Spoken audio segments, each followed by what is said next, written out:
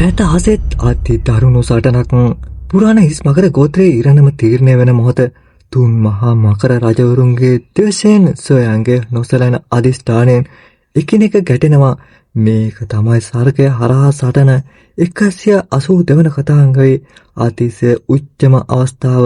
හරි එහෙනම් ඔන්න ඉතින් අහපල්ලා මගේ කොල්ලනේ මකර රජවරු තුන්දෙනා ඒ දෙවන්ත මකර සිරුරු වලින් දේශ වපුරමින් සොයන් වට කරගෙන ඉන්නකොට සොයන් බැරෑරු මොහොනේ තිබුණේ පුදුමාකාර සිනහවක්.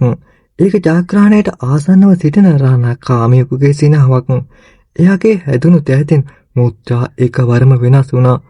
සොයන් කට ඇරලා හිමින් හඬක් පිට කරා. පුපුරන්න ඒ හඬ පිට වුණා විතර උතුරු මකර රජුගේ ඇස් කෙඩි හැකුළුණා. ඌට යමක් තේරුණා. හදිසියෙම ඌ ඔළුව හරහලා බලද්දි ඌ දැක්කා තවත් සොයන් කෙනෙක් මීටර් කිහිපයක් පිටිපස්සෙන් පෙනී ඉන්නවා.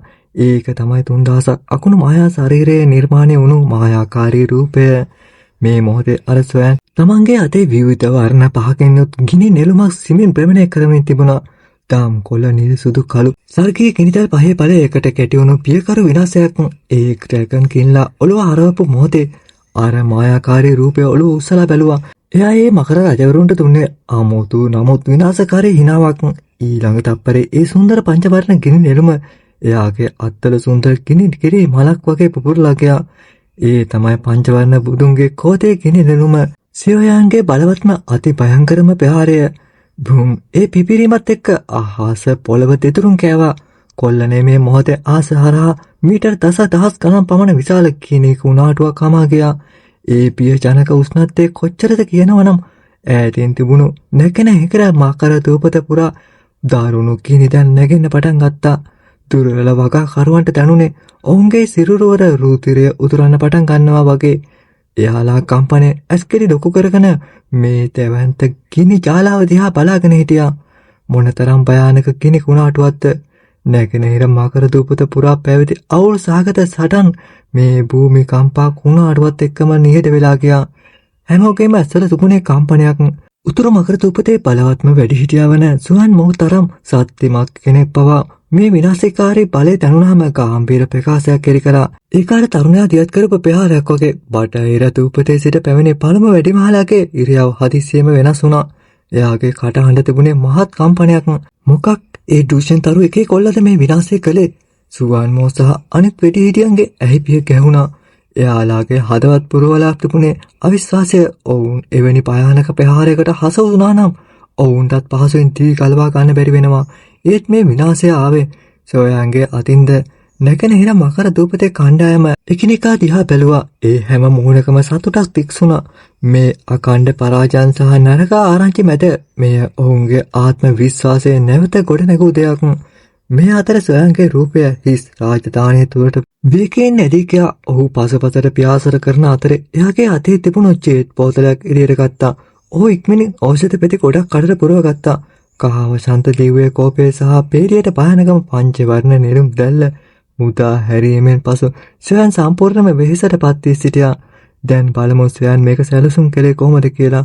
මුලින්ම එයා කහව ශාන්ත දිව්‍ය කෝපයෙන් මකර රජවරුන්ගේ ආත්මයන්ට පහර දුන්නා. ඒකෙන් එයාලා తాවකාලිකව වටපිටාව ගැන දැනීම නැති කරගත්තා. ඊට පස්සේ සොයන් තමන්ගේ 3000ක් අකුණු මායාකාරී ශරීරය භාවිතා කරලා ඉක්මනින්ම එයාගේ පිටිපස්සෙන් පෙනී සිටියා. අවසානයේ එයා කෝපාවිෂ්ඨ බුද්ධ නෙළුම් දැල්ල පුපුරවා හැරියා. මේ ප්‍රහාර දෙකම එකක් ආත්මයට පහර දීමට සමත් වූ අතර අනෙක විනාශකාරීම විනාශයක් ගෙන දෙන එකක්. මේ දෙකම සංයෝජනය භයානකයි. ඔන්න ඉතින් කොල්ලනේ ඒ කුණාටුව හිස් රාජධානියේ සහභාගික විපතක් වගේ දර්ශනය වුණා. ඒකෙන් බිය ජනක උෂ්ණත්වය සහ විනාශයක තරංගයක් පිට කළා. කහ වසන්ත දිව්‍ය කෝපය සහ කෝපාවිෂ්ඨ බුද්ධ නෙළුම් දැල්ල අතිශයින්ම බලවත් වූවත් පුරාණ හිස් මකරෙකුගේ ශරීරයේද ඈතය නොහැකි තරම් ශක්තිමත්. ඊට අමතරව ඔවුන් තිදෙනාට අසාමාන්‍ය හැකියාවන් තියෙනවා. ඔවුන්ව මරා දැමීම ලේසි වෙන්නේ නැහැ. සොයන්ගේ ඇස් වේගයෙන් තිරසුණා. එයා දැනගෙන හිටියා මේකෙන් එයාලාට බලපතර තුවාල සිදු වුණත් එකපාරකින් මකර රජවරුන්ව මරන්න බැරි බව. සියයන්ගේ සිතිලි අතරේ ඈතින් නැතුණු කෑගැහිලිත් එක්ක ඒ තැවන්ත ගිනි කුණාටුව දරුණු ලෙස සැලවුණා. එහි ප්‍රමණ වේගය ක්‍රමයෙන් අඩු වෙමින් ආවා. අවසානයේ පල් මිනී මරුන් චේතනාවෙන් පිරුණු මකර ගර්ජනාවක් ගිනි කුණාටුව මැද පිට වුණා. ඇත්තටම ඔවුන් මැරිලා නැහැ. මකර ගර්ජනාව ඇසුණු විට සොයන්ගේ හදවත තරමක් කම්පා වුණා. ඒ මකර ගර්ජනාව නිකුත් වූ විගසම කුණාටුවෙන් අධීසිය ගණනක් විශාල ප්‍රමාණයේ මකර නියපොත්තක් පෙල් චණ්ඩ ලෙස දිගු වුණා. ඊළඟට අඩි දසදහසක් ගණන් දිග තෙවන්ත මකරුන් තිතෙනෙක් කීනී කුණාටුවෙන් බලාත්කාරයෙන් පිටතට දිව ගියා. ඒ විශාල ලේ රතු මකර ඇස් අසමසම ලෙස දරුණු වුණා. එයාලා ඈතින් සිටින සොයන් දෙස ඕනෑකමින් බලාගෙන හිටියා. ඒ තෙවන්ත මකරුන් තිතෙන තමයි මහා මකර රජවරුන් තුන්දෙනාගේ සැබෑම ස්වරූපය. ඒත් එයාලාගේ පෙනුම අතිශයම දුක්ඛිතයි කොල්ලනේ. තෙවන්ත මකර සිරුරු වලින් ලේ කලාගෙන ගියේ තිය පාරවල් වගේ. මිනිස් හිසත් තරම් විශාල වුණු ඔවුන්ගේ කොරපත වලින් අඩකට වඩා කැඩි ගිහින් තිබුණා. ගැඹුරු තුවාල යාලාගේ සිරුර පුරාම තීරුවට වෙහිලා තිබුණා. තුවාල ඇතුලේ ඝන සුදු ඇටකටු පවා දැක ගන්න තිබුණා. ඔවුන් තිතෙනා සිවයන්ගේ පැහාර වලින් තීවි කලවා ගත්තත් ඒ වෙනුවෙන් අධික මිලක් ගෙවලා තිබුණා. ඒ වෙලාවේ උතුරු මකර රජුගේ මුවෙන් දරුණු කෝසාවක් පිට වුණා. පුංචි අවජාතකයා මේ මකර රජතුමා ඔයාට මරණයට වඩා දරුණු ඉරණමක් අත්විඳින්න සලස්සනවා. ඔවුන්ගේ ඝන මකර ඵලයේ හිස් අවකාශයේ පුරා විසිරී ගියා. මුළු ලෝකයම වෙවුලනවා වගේ දැනුණා. මේ තෙවන්ත මකරුන් තිතෙන ඉදිරිපිට සිටන සොයන් නොදෙකත් කූඹියෙක් වගේ පෙනුණා. මේ මොහොතේ යාගේ මුහුණ වේදනාවෙන් හැකුළුණා. පිටපස තිබුණු අස්ති පියාපත් විහිදුවා. එයා හදිස්සියෙම පසුපසට ඇදී ගියා. මේ මහා මකර රජවරු දැනට පිස්සු වැටිලා වගේ හිටියා. මේ වෙලාවේ යාලා එක්ක සටන් කළොත් ඔහු අනිවාර්යෙන්ම මිය යාවි. ඉතින් මකර රජවරු තිතෙනාම ඔවුන්ගේ දරුණු විශාල මුඛ පළල් කළා. එක්වරම අඩි දහස් ගණනක් පළල ආලෝක කණු 3ක් පිපිරීමත් සමග පිටතට විහිදී ගියා. ඒ ආලෝක කණු වල තිබුණේ අතිශයම භයානක විනාශකාරී බලයක්. ඒ වාසයයන්ට වැදුනත් එයා සම්පූර්ණයෙන්ම වාෂ්ප වෙලා යාවි. ඒත් මේ ආලෝක කණු 3 සොයන්ගේ පසුබැසීමේ සියලු මාර්ග වසා දැමුවා. මේ තීර්ණාත්මක මොහොතේ අපේ ඇඟේ ප්‍රකාශනය සම්පූර්ණයෙන්ම බලපතර වුණා. කෝපාවිෂ්ඨ පුත්ත පුනරුත්පත්තිය සර්ගයේ ගිනිදල් පොකුරු 4ක් එයාගේ මුඛයෙන් පිට වුණා. ඒවා වේගයෙන් ඉතිමි ගිනි වලල්ලක් නිර්මාණය වෙලා අඩි දහස් ගණන් විශාල කළ හැකි තහඩුවක් බවට පත් වුණා. මේක තමයි එයා ටියුෂන් පන්තියේ යන අතරේ අවබෝධ කරගත්තු අත්විඳිය යුතු කුසලතාව. ඒ තහඩුව තුළින් අద్భుත සත්‍යයක් සිමි පැතර ගියා. ඔන්න දැන් පළමු ආලෝක කණුව විතර කෙටීමක් වැනි වේගයෙන් එනවා. ඒක ඒ දෙවන්ත ගිනි තහඩුව සමග ගැටුණා. ගැටීම සිදුව මොහොතේම මුළු ලෝකයම නිහඬ වුණා. ඊට පස්සේ රවුම් ගිනි තහඩුව ඇතුළතින් අමුතු බලයක් නිකුත් වෙලා ආලෝක කණුව ආපස්සට තල්ලු කරා. ආලෝක කණුව පරාවර්තනය වුණත් ගිනි තහඩුව විනිවිද ගිය ඵලය සොයන්ට නැවුම් ලේකට පිට කිරීමට හේතු වුණා. අනෙක් ආලෝක කණු දෙකත් ඉක්මනින්ම ආවා. ඒත් අවසානයේ ඒවා සියල්ලත් ආයෙත් පරාවර්තනය වුණා. කෙසේ වෙතත් අවසාන ආලෝක කණුව පරාවර්තනය වුණු පසු ගිනි තහඩුව ශබ්දය සමග පුපුරා ගියා. සියයන්ගේ මුඛයෙන් තවත් නැවුම් ලේකට පිට වුණා. එයාගේ සිරුර අඩි දහස් ගණනක් පසුපසට පියාසර කරා. ඒත් පරාවර්තනය වූ ආලෝක කණු 3 මහා මකර රජවරුන් තිතෙනාගේම දෙවන්ත ශරීරවලට අනුකම්පා පිරිහිතව කඩා වැදුණා. ඒකෙන් එයාලාගේ මුලින් තිබුණු තුවාල තවත් දරුණු වුණා. එයාව මරන්න උතුරු මකර රජුට ඉවසන්නම බැරි වුණා. ඔවුන් තුන් දෙනාගේ ඒකාපත්‍ය ප්‍රහාරය මේ තනි තරුවේ ඩූෂන් කොල්ලාව ඉක්මනින් අවසන් කරන්න අසමත් වුණා විතරක්ම නොවේ සොයන්ට ඔවුන්ට වඩාත් නරක තත්ත්වයකට පත් කරන්න ඉඩ දුන්නා. මේක පැතිර ගියොත් එයාලාගේ හැම කීර්ති නාමයක්ම නැති වෙලා යනවා. සොයන් බලහත්කාරයෙන් තම සිරුර ස්ථාවර කරගත්තා. එයා තරමක් සුදුමැලි මුහුණක් උස්සලා මුඛයේ කොනක තිබුණු ලේසලකුණ පිස දැම්මා. මාව මරන්න ඕනේ නම් ඔය හැමෝටම තවත් ඇටකටු කඩා ගන්න වෙයි. එයාගේ කළු ඇස් වලින් පිස්සුවක් කෙලෙවුණා. ඒ තුන්දෙනා එයාව මරන්න කොටු කරමින් සිටියත් සොයන් නැවතත් සටනට සූදානම් වුණා. ලේ ටිකක් කෙල ගැහුවා. එයාගේ අතේ මුද්‍රාවක් ඇතුණා. දෙවන්ත මායාකාරී රූපයක් නැවතත් එයාගේ සිරුර වසා ගත්තා. කා වසන්ත දිව්‍ය කෝපය මුදා හැරීමට එයා නැවතත් තම ආධ්‍යාත්මික සත්‍ය සක්‍රිය කළා. බිය උපදවන ආධ්‍යාත්මික සත්‍යයේ ප්‍රහාරය නැවත වරක් නැගී ගිහින් ඒ මහා මකර රජවරුන් තිදෙනාට අනුකම්පා විරහිතව පහර දුන්නා. ඒ මොහොතේම මකර රජවරුන්ගේ යෝධ ලේ පැහැති ඇස්වල අඳුරු බවක් පෙනෙන්නට තිබුණා. ආකාණ්ඩ ආධ්‍යාත්මික ප්‍රහාර දෙකක් ඔවුන්ට විශාල හානියක් සිදු කර තිබුණා. මේ වෙනකොට උතුරු මකර රජු තමයි මේ ආධ්‍යාත්මික ප්‍රහාරයෙන් ඉක්මනින්ම සුවය ලැබුවේ. එයාගේ විශාල සිරුර එකවරම මිනිස් රූපයක් බවට පරිවර්තනය වුණා. විදුලි කෙටීමක් වගේ වේගයකින් එයා සොයන් ඉදිරිපිට පෙනී සිටියා. එයාගේ ප්‍රකාශනය හරිම දරුණුයි. ඌ එල්ල කරේ ඉදිරිපසට ප්‍රහාරයක්. ඒ පහර කෙලින්ම සොයන්ගේ පපුවට වැදුණා. නැවුම් ලේකටක් සොයන්ගේ මුවින් පිට වුණා. එයාගේ පපුවට දැනුනේ මරණේ චේතනාව වගේ. ඒත් එයාගේ මුහුණත් දරුණු වුණා. උතුරු මකර රජුගේ දේශ සහගත මුහුණ දිහා බලපු සොයන්ගේ මුහුණේ තිබුණේ වල් සිනහවක්. එයාගේ අතේ හැරීමත් එක්කම වර්ණ 4ක ගිනි නෙළුමක් දර්ශනය වෙලා සෙනිකවම උතුරු මකර රජුගේ සිරුරට වැදුනා. පුපුරන්න බූම් හඬ නගාගෙන ගිනි නෙළුමක් නැවත පුපුරා ගියා. උතුරු මකර රජු අඩි දහස් ගණනක් පිටිපසට පියාසර කළා. කටින් කට ලේ පිට කළා. ඌ බලාපොරොත්තු වුණේ නෑ සොයන් තමන්ට වඩා දරුණු වේ කියලා. උතුරු මකර රජු එයාට පහර දීපු එකට සොයන් ගිනි නෙළුමකින් උත්තර දුන්නා. උතුරු මකර රජුගේ පහරෙන් සොයන්ගේ සිරුර ඇතුළත සම්පූර්ණ අවුල් ජාලයක් බවට පත් වෙලා තිබුණා. සොයන්ගේ පපුව ටිකක් ඇතුළට ගිහින් තිබුණා.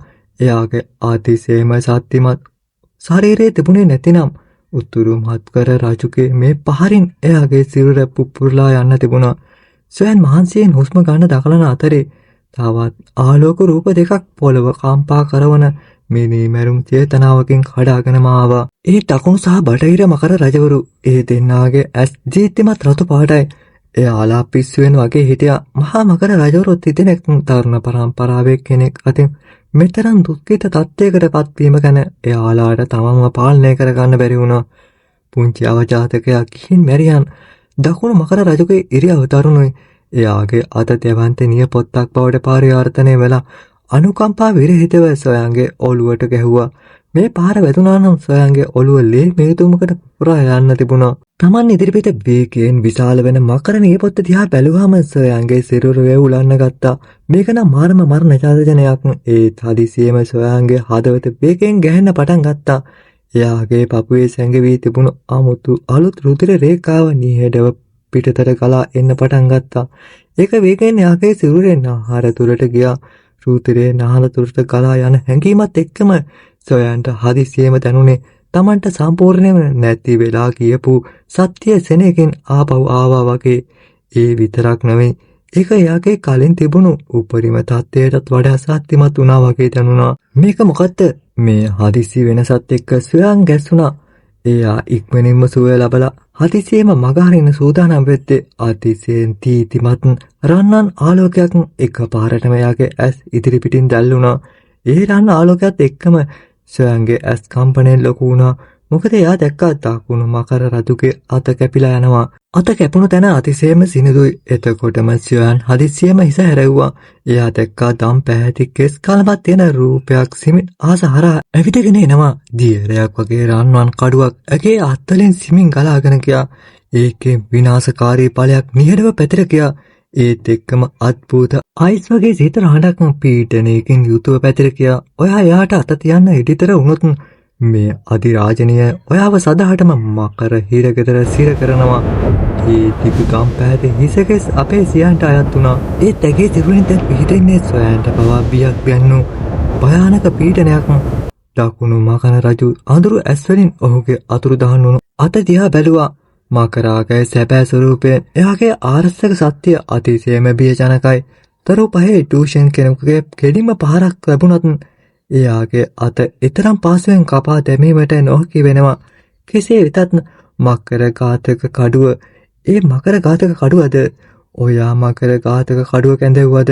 දකුණු මකර රජුට අහිමි වූ අතෙන් නැතිවෙන දැඩි වේදනාව දැනුණා. ඌ හදිසියෙම හිස ඔසවලා සියන් දිහා බැලුවා. ඔහුගේ ඇස් ඇය අල්ලාගෙන සිටි දියරවැනි රන් කඩුව දෙස නතර වුණා. එයා කම්පණයෙන් කොරවුනේට ඔහුගේ ඇස් කණ්ණාඩි සිදුරු ප්‍රමාණයට හැකරුණා. අවිශ්වාසය පැත්තකින් හිටිය බටහිර මකර රජුගේ හදවත් දරුණු ලෙස කම්පා වුණා. එයා පියම් වෙවුලන්නට වුණා. මකර ඝාතක කඩුව කියන්නේ ආයුධයක් නෙවෙයි. ඒක පුරාණ හිස් මකර ගෝත්‍රයට අයත් අතිශය බලවත් දූ කුසලතාවයක්. මේ දූ කුසලතාව මුදා හැරිය හැක්කේ පිරිසිදු රාජකීය ලේ පෙරපතක් ඇති පුරාණ මකරාට පමණයි. මේ මහා මකර රජවරු තිදෙනාටවත් ඒක භාවිතා කරන්න බෑ. ඒත් තරු 4 ටූෂන් පන්තියේ ඉන්න සියන් කොහොමද ඒක කැඳවුවේ? මකර ඝාතක කඩුව එහි නමට අනුව විශේෂයෙන්ම මකරුන් මැරීමට භාවිතා කරන ලද්දක්. කෙනෙකුගේ සත්‍ය මේ කඩුව භාවිතා කරන මකරා අභිබවා ගියහොත් ඒ මකරා මේ කඩුව යටතේ පෝංචි කරල් වගේ දුර්වල වෙනවා. නැගෙනහිර මකර දූපතේ සිටි සියල්ලන්ම මේ මොහොතේ කල් ගැසුණා. ඔවුන් හිස් අවකාශයේ සිටගෙන සිටින සියන් දිහා බැලුවා. ඔවුන්ගේ ඇස්වල තිබුණේ පියක්. සුවන් මව් වැනි විශේෂඥයෙකුට පවා තමන්ගේ සිරුර වෙවුලන බවක් දැනුණා. ඒක එයාලාගේ රුධිර පරම්පරාවෙන් ආරම්භ වුණු භීතියක්. පුරාණ හිස් මකර ගෝත්‍රයේ හැමෝම වඩාත්ම බිය වූ දේ තමයි මේ මකර ඝාතක කඩුව. ඇත්තටම මකර රාජිනිය මකර ඝාතක කඩුව ගඳවා තිබෙනවා. නැගෙනහිර මකර දූපතේ වැඩි හිටියෝ පීතෙන් වෙවුලන්න ගත්තා. සමහරුන්ගේ ඇස්වලින් කඳුළු ගලා ආවා. මකර ඝාතක කඩුව කැඳවිය හැකි මකර අධිරාජ්‍යනියක් කියන්නේ සැබෑ මකර අධිරාජ්‍යනියක්. මේ මොහොතේ සිට සියයන් අවසානයේ මුළු පුරාණ මකර ගෝත්‍රයටම අනදෙන ඵලය ලබා ගත්තා. නැගෙනහිර මකර දූපතේ පළමු වැඩිමහලා හයියෙන් ගර්ජනා කළා. මකර ඝාතක කඩුව දැනටමත් දර්ශනය වී ඇත. මකර අධිරාජ්‍යනිය කවුදයි පැහැදිලිය. ඔබ සැම මුරණ්ඩ වීම නවත්තන්න. අනාගතයේදී මකර ඝාතක කඩුව ඔබේ හිස මතට වැටෙන විට භයානක තත්ත්වයකට පත්වීමෙන් පරිස්සම් වෙන්න. මේ කොසාව ඇසීමෙන් මකර දූපත් තුනෙන් පැමිණි සමහර රණ සූරයන්ගේ ඉරියව් වෙනස් වුණා. මකර ඝාතක කඩුවෙන් පීඩනය හිස් රාජධානිය පුරා පැතිරුණා. ඔවුන්ට දැනුනේ කුකුලෙක් මරනවා වගේ පහසුවෙන් මකරෙක් මරා දැමිය හැකි දෙයක් තම හිස මතට වැටෙන්න ආසන්නයි වගේ. ඊට මොහොතකට පසු දූපත් තුනේ සමහර රණ සූරයන්ට ඔවුන්ගේ රුධිර පරම්පරාවෙන් ඇති වූ මේ පීඩනය දරාගත නොහැකි වුණා. ඔවුන් ඈතින් පිහිටි හිස් අවකාශයට දනගසා වැටුණා. මේ පළමු පිරිස දනගසාගත් විගසම තවත් පුරාණ මකරුන් අරගලයෙන් පසු යටත් වීමට තීරණය කළා. තවත් රණසූරයන් දනගසනු දුටු විට සුවන්මෝ සහ අනිත් බලගතු අයගේ ප්‍රකාශන සුදු මැලි වුණා. තත්ත්වය තීරණය වී අවසන්. මේ අතරේ බටහිර මකර රජු තම හදවතේ ඇති භීතිය බලාත්කාරයෙන් යටපත් කළා. දරුණු ගර්ජනාවන් නියුත් කරලා ඌ සෙනකවම පසුපසට ඇදී ගියා. දකුණ මකර රජු තමන්ගේ කැඩුණු අත ගැන තැකීමක් නොකර කම්පනයෙන් පිරුණු මුහුණකින් පසුපසට දිව ගියා. දෝහින් මකර ඝාතක කඩුව ක්‍රියාත්මක කරන්න සියන්ගේ දම් පැහැති දැස් සීතල උදාසීනත්වයෙන් යුතුව පසුපසින රූප දෙක දිහා බලාගෙන හිටියා. ඇගේ මුවෙන් අයිස් සහිත අස්ථි සිසිල කරන හඬක් නිකුත් වුණා. ඇය මකර ඝාතක කඩුව සෙමෙන් ඔසවා බටහිර මකර රජු දෙසට පැද්දුවා. කඩුව පහළට පැද්දුවා. අසිපතේ කෙළවරින් අමුතු උච්චාවචනයක් විදුලියක් වැනි වේගයෙන් රැලි ගැසුණා. කඩුව පහළට පැද්දෙන මොහොතේ බටහිර මකර රජුට මරණයක් දැනුණා.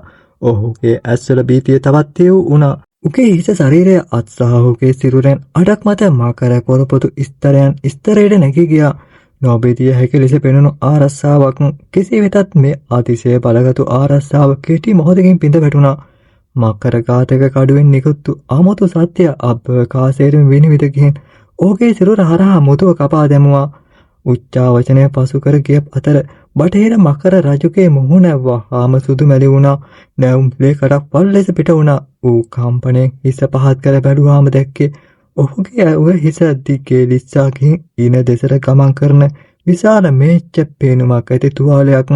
එයාගේ සිරුර ආවරණය කර තිබුණු තද මකර කොරපොතු පුවන්චි ගෙඩියක් වගේ දෙකට පිටිලා ගිහින් තිබුණා. කැපුම අතිශයම සිනිඳුයි. එයාගේ චලනය වන අභ්‍යන්තර අවයව පවා නොපැහැදිලි ලෙස දැක ගන්න පුළුවන් වුණා. බටහිර මකර රජුට බරපතල ලෙස තුවාල කරන්නට ඕන උනේ එක කප්පාතුවක් පමණයි. මකර ඝාතක කඩුවේ බලය පුරාණ හිස් මකරෙකුට එරෙහිව භයානකයි. බටහිර මකර රජුගේ මුවෙන් පොළව කම්පා කරන දුක්ඛිත කෑකැසීමක් ඇහුණා. වේදනාව එයාගේ ඇටකටු වලටම විනිවිද ගිහින් තිබුණා. දකුණු මකර රජුට මේ කැපුමේ හැඩය දැකලා එයාගේ අත්පා අයිස් වගේ සීතල වුණා. ඌ තරුණු ලෙස කෙල කටක් කියලා දැමුවා. අනිත් අය බේරා ගැනීමේ සිතුවිලි නැති වුණා. තානියම ඉක්මන් කරලා පැනලා යන්නේක විතරක් දැන් කරන්න තියෙන්නේ. සොයන් කෙල උකුලත් කියලා දැම්මා. එයාගේ හදවත කම්පණයෙන් පිරීලා තිබුණා.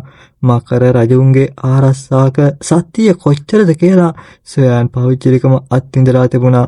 එයාගේ සත්‍යමත්ම ගිනි නෙළුමෙන් පවා තුවාල කළේ අමාරුවෙන්. ඒත් සියන්ගේ කඩුවෙන් එල්ල වූ මේ මුතු පහර බටහිර මකර රජුගේ ජීවිතය නැති කර ගැනීමට ආසන්න වුණා.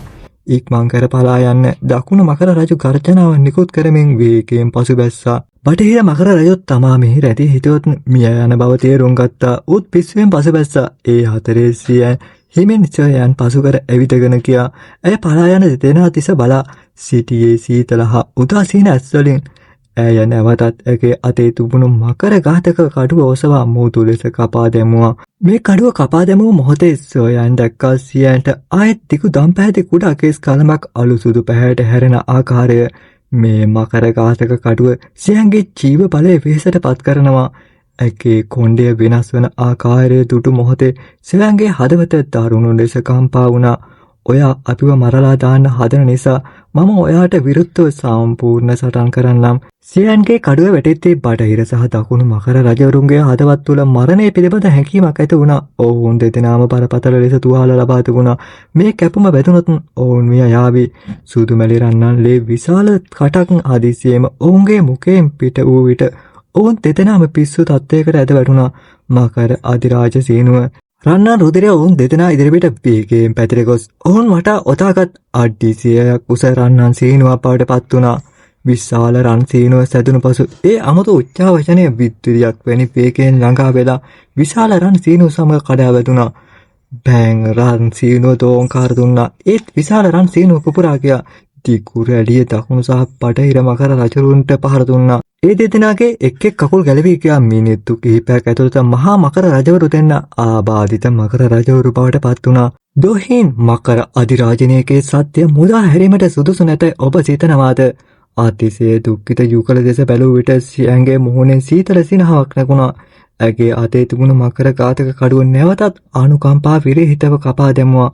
මේ කඩුව සම්පූර්ණයෙන්ම කපා දැමීමට නොහැකි වුණා. ඒක ඉහළට එසවූ පසු සියන්ගේ සියුම් රූපය වෙවුලන්නට වුණා.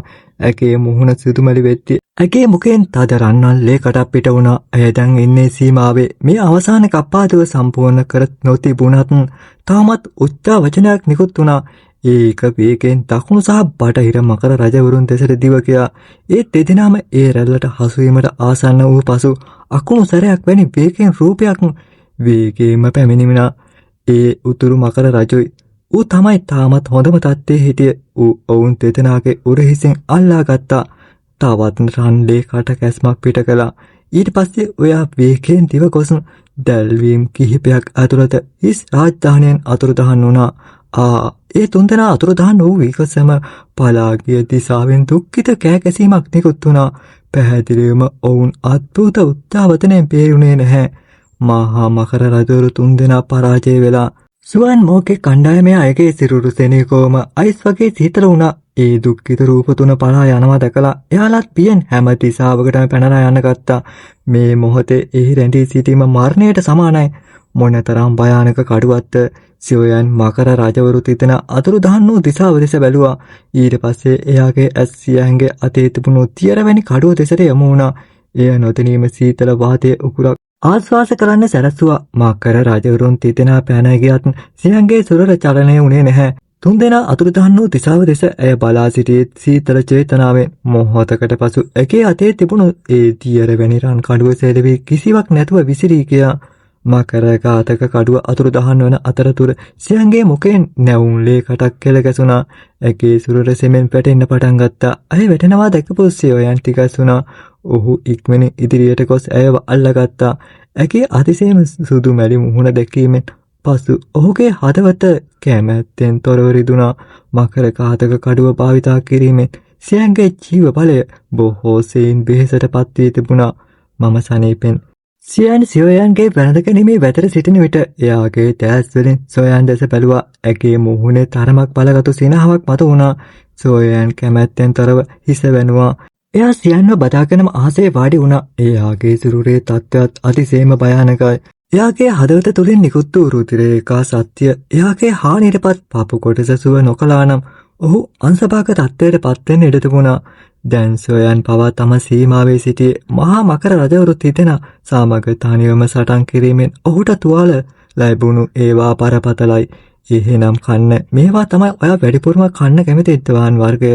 සොයන් ඔහුගේ කපඩා බලල්ලෙන් ජෙට් පොතරක් එළියටගෙන වටකුරු පෙති කිහිපයක් වක් කළා. ඔහු ඒවා සයන් දැසට අතවනිමින් සිනාසුණා. ඔයා තාමත් මට පොඩි කෙල්ලෙක් වගේට සලකන්නේ. ඔහුගේ උසුළු විසුළු වචන ඇසීමෙන් සියන් කැමැත්තෙන් තොරව සොයන් දෙස ඇස් යොමු කළා. ඇය ඒ පෙතින් නොසලකිලිමත් ලෙස අල්ලාගෙන ඇගේ මුර්කයට පුරවා ගත්තා. ඒත් ඇය මේ පෙති කෑවේ. එයා පොඩි තැරිකයක්ව සිටියේදී ඒවා කියලා දැමුවා වගේ නෙවෙයි. ටිකක් විනීතව ආස පුරා පැවතියේ නිස්සද්දතාවයේ සහ යුද්ධයේ අවසානයේ පිළිබඳ පෙපළ හැඟීමක් පමණයි. සොයන් සහ සියන් දෙදෙනාම උත්සාහයෙන් පුරාණ හිස් මකර ගෝත්‍රයේ ඉරණම තීරණය වී අවසන්. සොයන්ගේ කියන නෙළුමින්ද සියන්ගේ මකර ඝාතක කඩුවත ආසම පෙවුලමින් සියල්ල තීරණය කළා. දොහින්ගේ යුගය අවසන්. ඒත් මේ දෙන්නාට මේ තරුණ සටනින් පස්සේ සුවය ලබන්න වෙහෙස මහන්සි වෙන්න වෙනවා. එහෙනම් මේක අපි හැමෝම තවත් කෙනෙක්ට බලන්න සෑපාරක් දාගෙන ඊළඟ කොටසෙන් ආයෙත් හමුවෙමු. ඉතින් යාළුවනේ මම ඉදිරියේදී වීඩියෝ මැච් කිරීම නතර කරනවා.